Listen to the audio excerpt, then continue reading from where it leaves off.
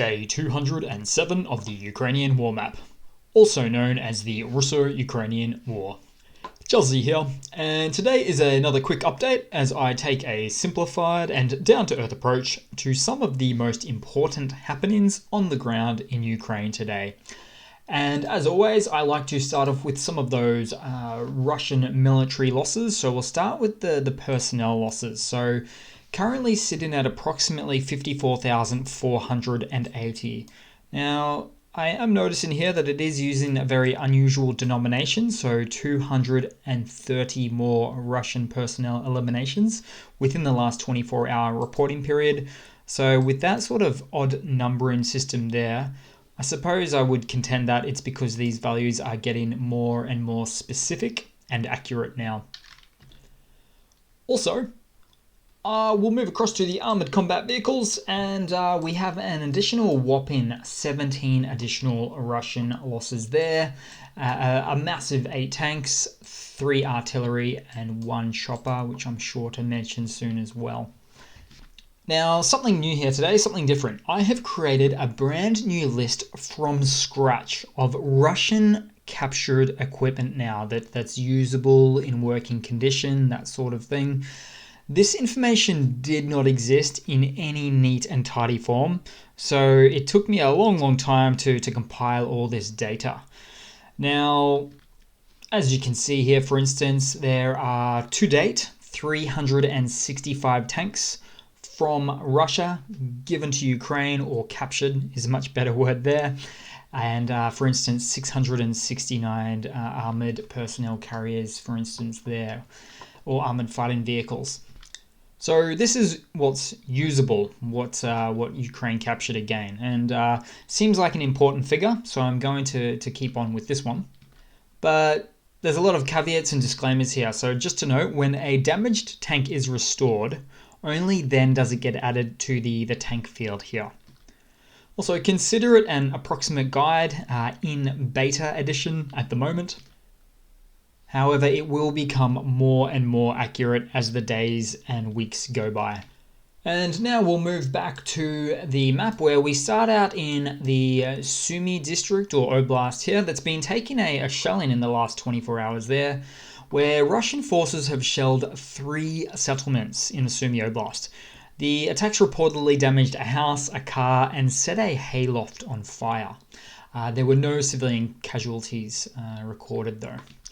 Now we'll move down across to the Kharkiv Oblast, the mostly liberated region of Kharkiv in recent times, where starting off there has been some minimal shelling exchange across the border, so on the Russian Federation side to the Ukrainian side there. Now, always getting updated news as a result of the successful counteroffensive by the Ukrainians in this region here. So it was said that by the Ukrainian General Staff that Russian units lost half of their troops when retreating from the oblast, and some of the units of the Russian army lost more than 50% of their personnel and more than 200 pieces of equipment when retreating. So that's quite a considerable amount, I'd have to say there. Also, we now know that the Ukrainian army captured hundreds of Russian POWs during the counteroffensive, so prisoners of war. And that Russian captured soldiers from the Kharkiv counteroffensive are already being exchanged for Ukrainian POWs. So that happened quickly. We'll take a little bit of a look at the fun loot, so Ukrainian captured equipment in the region here, where Ukrainian forces captured a pair of Russian RP-377 jamming systems in the Kharkiv Oblast. So these are also known as RF jammers, or radio frequency jammers, which blocks radio signals used to detonate enemy remote controlled improvised explosive devices, also known as counteroffensive or counter electronic warfare equipment, you could say. So you don't see these ones every day, so I thought I'd mention them. Also, the Ukrainian forces captured a cache of 125mm cannon-launched ATGMs. Now, these can be launched from certain T-72 tanks, T-80 tanks, and T-90 series, including Ukrainian-produced models, so that is handy indeed. And moving on to some footage, so it turns out the Ukrainian army captured a lot more ammunition supplies in the liberated oblast as well. So they really truly are getting supplied by their very own attackers. Oh, and on the topic of weapons here, so I want to show you quickly this photo. So it's a pretty fun Ukrainian makeshift creation. A Peugeot 206cc sporting a roof-mounted M240 machine gun. Just looks really nifty. Then we move down across to the Donbas right here, where there is indeed an unchanged intensity in fighting in this region, particularly along the mostly vertical front line here. Now, Ukraine still continues to repel attacks all along here, all in the center and the north and the south villages or settlements too. But we might actually start up here in the Donbas a little bit north, so at Svatov. So a Russian base was destroyed here as a result of an explosion. So this is where the Russian troops were really starting to fortify many positions.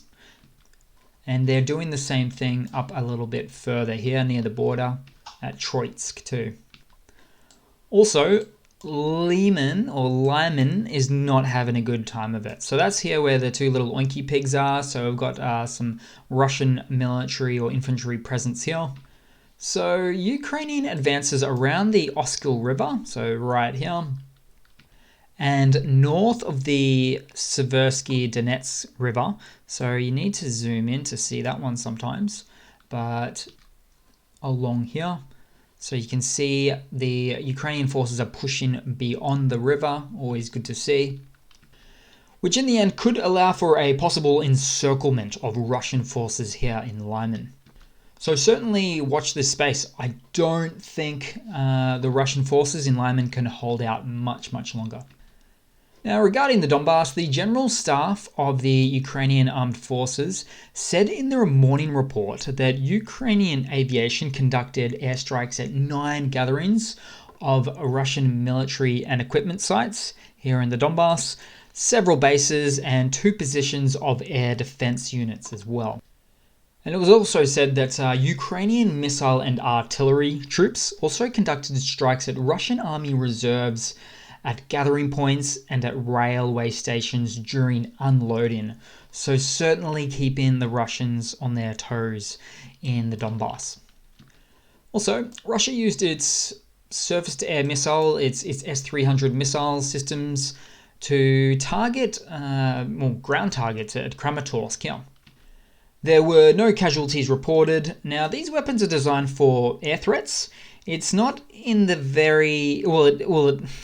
it is designed for air threats. It's in the very name of the system, I should say. However, more and more we see Russia using S-300 missiles in land attack roles. Now, this means a few things. The Russian forces are running low on precision munitions. So Russia is using up old S-300 missile stockpiles. And since these types of missiles have no other purpose, therefore the Russian logic may be, we may as well use them. Now, full disclaimer, it is true to say that the S-300 missiles do have a land attack capability, but it's not the primary weapon of choice going for land targets. In other words, it's a cheaper and much less accurate choice of weaponry for ground targets.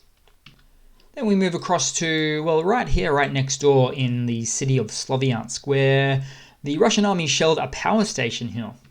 And it's getting pretty well reported now that Russia is upset with how things went in the recent Kharkiv Oblast counteroffensive by the Ukrainian side. So they're aiming at civilian infrastructure now, which has little to no direct military strategic gain for the Russian side. I mean, it will make the Ukrainian civilian populace dislike the country of Russia even more, though. So more of an unintended an unwanted effect, if anything. And also, just lastly, in the Donbas region, in Donetsk in particular, Ukrainian forces shot down a Russian Ka-52 attack helicopter. These Ka-52 alligator choppers are meant to be the creme de la creme, or the cream of the crop, but with outcomes like this, then perhaps a contested airspace isn't the best place for these aircrafts to be. Then we'll move down across to the Zaporizhia Oblast, in particular Melitopol, where it was reported there were at least 10 explosions in and around the region in the last day. And we know for sure one, which is it seems to be Ukrainian partisans blew up railroads in the Melitopol area, hampering Russia's already hampered supply and logistics routes. Then we'll move across to the nearby Kherson Oblast region. Of course, we've got quite the front line here. And as a prologue, so Russian soldiers attempted to advance, but were pushed back by Ukrainian defenders in the Oblast, the Ukrainian command said. So the general staff said Russian military prepares ways to retreat in the Kherson Oblast. So not actually retreating, but preparing to. Now, specifically, it was said that Russian troops sank 9 railroad cars near the Kakhovka hydropower plant. So right here. In order to build a crossing on the Dnieper, so the Dnieper River here, perhaps for a later quick getaway mechanism. It's just a bit strange. Also, nearby there was yet another explosion at the Antonivsky Bridge right here. Like many of the other times, this is likely a Ukrainian HIMARS takeout, disallowing the Russians to use the bridge, to cross it on either side, either to A, retreat, or B, supply the front line of the northern bank. So not really surprising. Now, a couple of pieces of news interesting in the Kherson city region itself of the Kherson Oblast. So, Russian FSB and National Guard units have increased their searches in the occupied territories around Kherson. So, they're looking through phones and houses in the region for evidence of partisan activity. So, basically, Ukrainian civilians in the area looking to help out the Ukrainian side one way or another. Which all means the Russian forces are getting very paranoid about attacks from the very civilians they say that they are there trying to liberate, and clearly paranoia for Ukrainian civilians that don't actually want them there. Also, just in the last 30 minutes or so, there was reports of a liberated settlement in the north, in Belyavka, so that would be right here, as you can guess. So we've got the Yonky Pig there. Now, obviously, it hasn't updated on the map. This map hasn't updated in the last day or so. So I've got to update you with words instead, in particular. So we don't have the visual confirmation, but we should see that the next day or so. Speaking of current actions on the front line, a little bit south of what I like to call the mid-rift here, there is the Ukrainian armed forces are reportedly storming Russian defenses here at the Snivarivka settlement there. So that is actually on the west side of the Inuits river there. So I've said this before. The Ukrainian side is seeming to separate this northern bank where there's many Russians there. Probably 20,000, let's say, currently. And they're looking to separate into 3 parts. So Ukrainians want to have a south side, a middle side, and a north side, just to make it easier for a bit of an extermination, for lack of a better way to put it, or eliminate the forces, make them retreat, however you like to see it. Now, also in the Kherson city itself, Russian sources reported they were fighting partisan groups in the city center itself, and there was some footage, but it was sort of hard to determine what was going on there. However, local sources are indicating that recent footage of the Kherson city street action is fabricated to put on a show to scare off those Ukrainian partisan groups that they are very paranoid about, it seems. Apparently, this isn't confirmed, but it does very much seem to be the case now. Then we'll move across to some of the latest news. So we need to really zoom out the map for this one. So Alexander Lukashenko, the president of Belarus, so the small country to the north there, and a pro-Russian supporter, this president here, said that Ukraine is currently forming power units to overthrow the government in Belarus. I just can't not laugh at that. So apparently Ukraine is trying to overthrow the government and install their own government or puppet government system. Now, rhetoric like this from a pro-Russian country, this is really typical of a propaganda-driven authoritarian state that wants to create an external enemy in order to galvanize the country's population to support that political leader. To have them support a Belarusian military engagement, for instance. But really what's likely happening behind the scenes here is that this authoritarian leader, if I can say that, Lukashenko, has clearly been advised by his own authoritarian leader, Putin, to be more engaged in the ongoing Russo-Ukrainian war. So again, he's looking to garner support with his ghastly political rhetoric. Also, in some related news that plays directly into that news above, so Belarus has extended its military drills in just north of the border of Ukraine again for another week. So it was meant to finish by about the 17th of September. It's now going on to the 25th of September. But I approximately this is, and I put a strong emphasis on the word approximately because there's a decent chance it could continue much longer, at least a little bit longer, perhaps indefinitely, but only time will tell. Now, moving on, the Lithuanian foreign minister called for tanks to be sent to Ukraine following the discovery of mass graves in Izium in the Kharkiv Oblast. Now, it's a contentious or a sore spot for NATO countries to send maybe two major things, say tanks or fighter planes, NATO fighter planes or West fighter planes, because it is a key piece of military equipment or technology that has the ability to change the balance of power in any war, fighter planes and tanks. And you've probably already heard about it. Germany is copping a bit of flack for not sending their tanks to Ukraine as well. And the only people sending tanks, or the only countries sending them, are old Soviet countries that have old Soviet tanks that don't require any training. Now, in other slightly better news, the Russian-occupied Zaporizhzhia nuclear power plant reconnected to the national grid after repair. Now, this doesn't mean any of the generators are up and online to power Ukrainian citizens in the country, but it does mean that it does give it that extra juice of power required to keep the actual reactor cool to avoid any chance of a nuclear catastrophe. So that's always good and important to hear. Now, the IAEA, so the International Atomic Energy Association, said the situation is a little bit better now, but still not great. And in other news, so Western sanctions are starting to hurt Russia's ability to make advanced weaponry for the war in Ukraine. NATO sees signs of Russia's decreased ability to produce replacements for cruise missiles and more sophisticated weaponry, NATO's Bauer said.